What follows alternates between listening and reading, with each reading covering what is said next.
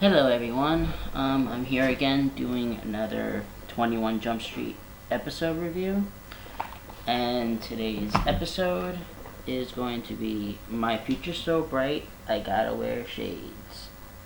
Okay, and obviously that's a kind of a reference to the Timbuk 3 song of the same name, which I first heard while watching My Best Friend is a Vampire, which is a great film. I might do a review of that at some point. Very cheesy, but this episode it was directed by Gerry Winter and written by Bill Nuss, who has of course written a previous episode. And we have quite a few guest stars. Okay, first I want to point out the synopsis. Hanson and Penhall, this is the first time that they're kind of brought together on a case, kind of like how they're going to be more often. They have to go to a prep high school, with a bunch of rich kids, as a woman was found dead in a ditch, and she was known to have previously partied with a few of the kids there.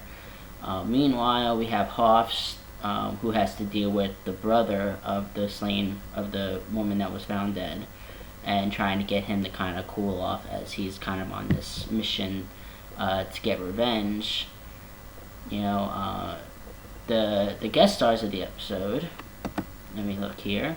For one, you have Josh Brolin. This is actually one of his earlier roles. He plays one of the kids that Hanson and Penhall have to befriend, and everybody knows who Josh Brolin is, so I don't even have to, talk about him. We also have, let's see, we have David Oliver, who plays Kerry Graham. He's another another character who is the one that they have to befriend, and he has been in films like Defense Play, Night of the Creeps. He was also on an episode of Star Trek The Next Generation, A Year in the Life. He was a regular on. We also have James Bozian as Kurt Niles. He's actually the kind of the drug fencer that they run into. He's actually well known for his role as Skank. I believe it was Skank. No, not Skank. It was the other one, the Weasley one, in The Wraith.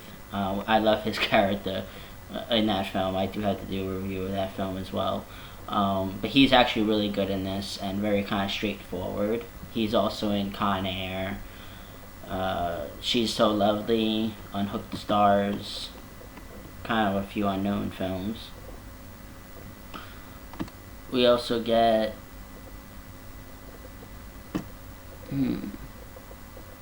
John D'Aquino as Vinny Morgan, which is the brother of the woman who was found dead. He was actually in a few episodes of Dexter, Cold Case, CSI, Cory in the House. He played the president, Richard Martinez, and he actually does really well in this episode. You kind of feel for the character. Scott Crowe, Mitchell Anderson plays the character Scott Crowe, which he kind of plays it off as like the leader, but he's most known for his role in Doogie Howser, he was also in Party of Five.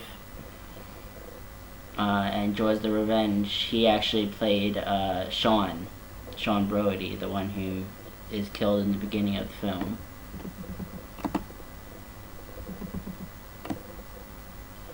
And I do want to point out Robyn Stevan is the one who plays the woman who was found dead, Kim Morgan.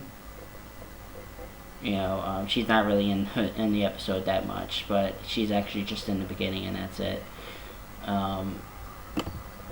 So yeah, basically the performances. This is probably my least favorite episode of the season.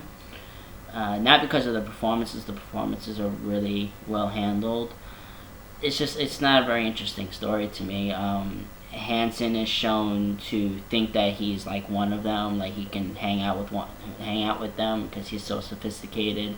And Penhall is the complete opposite, but yet he fits in better, which is it is a funny dynamic.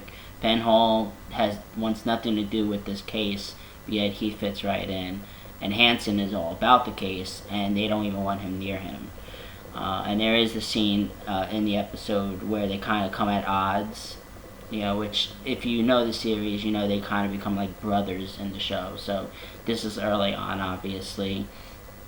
Obviously within the series, because they still have to work on their kind of togetherness. They're the McQuaid brothers, which I will get into later on when I get to that episode or those episodes.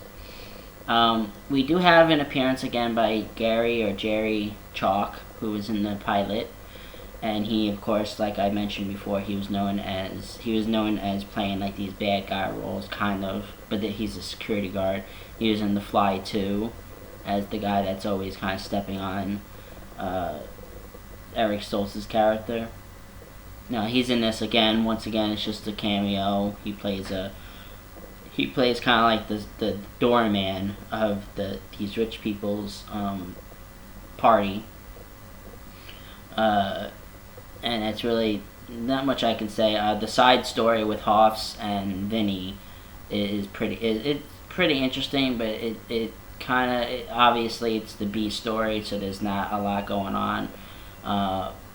We do finally get to see Frederick Forrest kind of undercover. I mean, he does kind of go undercover in the pilot episode, which I didn't bring up, and he did really well in that. In this, he has to kind of go undercover, even though he is a cop. He has to go undercover to retrieve some files because he's not well liked by this particular precinct. It's a kind of a funny scene.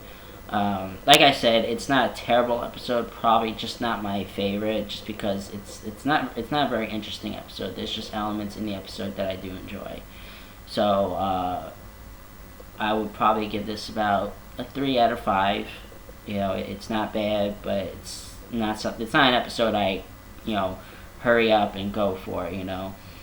This does not feature any kind of commentary.